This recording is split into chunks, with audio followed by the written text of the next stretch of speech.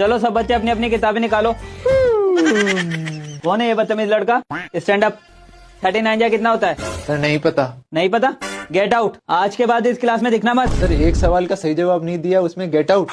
आपको तो पूरी मैथ्स आती होगी। ओबवियसली। मैं भी आपसे एक सवाल पूछता हूँ, अगर आपने उसका सही जवाब दे दिया तो आज के बाद मैं इस क्लास में नहीं दिखूंगा, लेकिन अगर आप सही जवाब नहीं दे पाए तो आज के बाद आप इस क्लास में मत दिखना।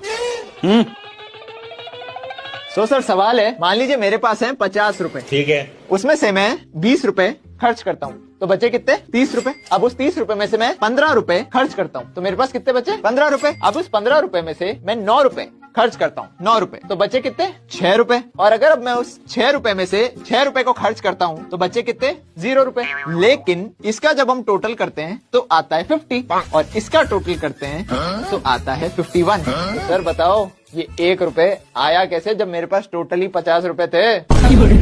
गया। चलो सब बच्चे अपनी अपनी किताबें निकालो। कौन है ये बदतमीज लड़का? Stand up. 39 जा कितना होता है? सर नहीं पता। नहीं पता?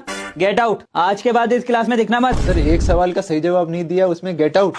आपको तो पूरी मैथ्स आती होगी। ओबवियसली। मैं भी आपसे एक सवाल पूछता हूँ, अगर आपने उसका सही जवाब दे दिया तो आज के बाद मैं इस क्लास में नहीं दिखूंगा, लेकिन अगर आप सही जवाब नहीं दे पाए तो आज के बाद आप इस क्लास में मत दिखना।